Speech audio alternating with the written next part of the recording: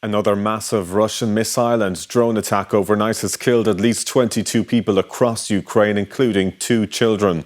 It's the latest in a series of more intense, large-scale Russian attacks on major Ukrainian cities in recent months.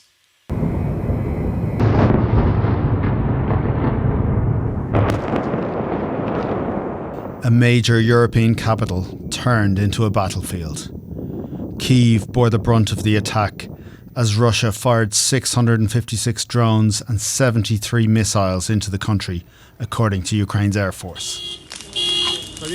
Apocalyptic scenes overnight persisted as fires still raged after daybreak. Multiple strikes avoided air defences amid the shortage of Patriot missiles.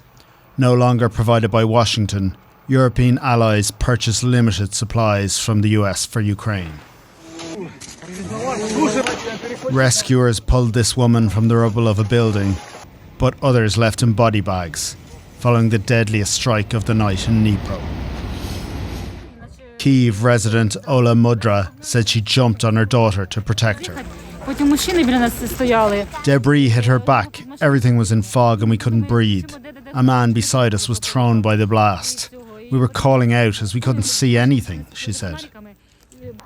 The Kremlin said the war had entered a new paradigm, claiming the attacks were retaliation for a Ukrainian strike on a building in Russian-controlled Luhansk last month.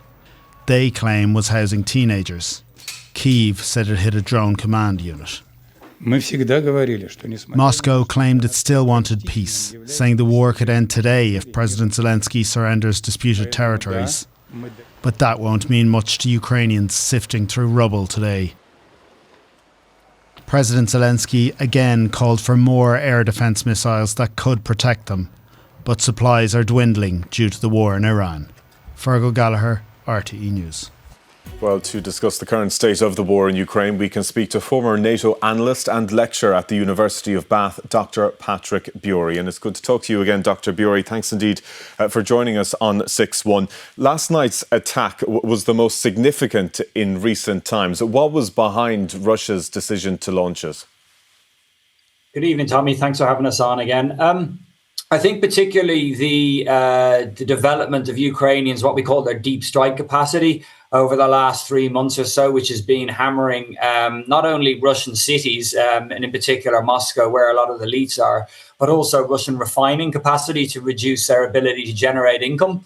And that's had a major effect. What you've seen is the Ukrainians develop basically a long-range drone capacity with larger warheads on it. So it's having an effect, and the Russians are struggling to shoot it down. So that's had an effect, and there'll be the desire by the Russians to hit back, therefore. It also looks like the amount of drones they fired over about 650 and 70 odd cruise missiles. It's relatively large for certainly recent memory, but we've had larger attacks going back where there's 900 drones and over 100 missiles, and including ballistic missiles, which are much more dangerous. So this attack does point to something that Zelensky said afterwards, which said their stocks of the Patriot air interceptor missiles are running low, and they've been asking for the US to supply more via the Europeans.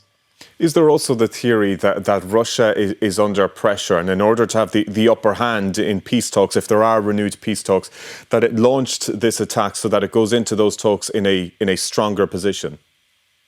I think there's an element, certainly a tit for tat, and maintaining and imposing costs and maintaining a position of strength for the Russians and for Vladimir Putin in particular. But you're right, yeah, there's a few things going on really. On the front line, the Russians are basically failing to advance so far this summer, and the Ukrainians, for the first time in a long time, have taken more ground back really than the Russians have ceded. So the Ukrainians are getting into a kind of drone wall groove, really, I'd say, in terms of their tactics and cutting off Russian logistics and command and control, especially in some of the corridors down the south.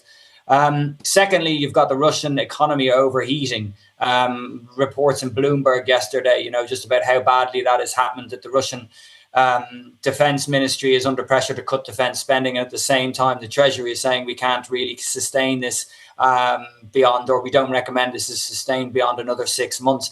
Finally, you've seen the security conditions inside Moscow get tighter, internet be shut down, reports that Putin is now moving from bunker to bunker because he's worried about a coup, probably from the military side of things. So it does seem that the pressure is heating up. What I would say, there's been no significant reporting of any move towards peace negotiations at the moment, which indicates that both sides, so especially the Ukrainians, might sense that they have a chance of improving their situation over the summer now. And as we know, Donald Trump once talked so much about those peace talks. Do you think there's any hope of them resuming anytime soon? I'm not sure. I think both sides are pretty exhausted, even though the Ukrainians are getting into this operational groove. Certainly people I speak to close to the Ukrainian forces say the confidence is up, even though they are exhausted. So my sense is there's nothing really in the short term, unless there's some kind of real move and almost a capitulation by the Russians. There's nothing really that would move in the short term that would change the situation. I think you're looking at a summer of fighting, because when sides are exhausted, the chance of something collapsing increases. When you say that both sides are exhausted, I mean, what does that likely lead to then? Is that likely leading to a resumption of talks, or one side defeating the other? It wouldn't be it'd be unlikely to be a complete, defeat. But what you might find is the operational picture changing potentially significantly towards the end of the summer. That's what both sides will be hoping, and I think especially the momentum is with the Ukrainians at the moment, and therefore their negotiation position will be stronger. What I get the sense is strategically the pressure is building on Putin. We've seen responses with the drone incursions into Romania, the Baltic states, the nuclear exercises. All of it kind of indicates that the stakes are getting higher for Russia, if you ask me. Dr. Patrick Bury, former NATO analyst and lecturer at the University of Bath. Thanks indeed for joining us on 6-1. Thank you.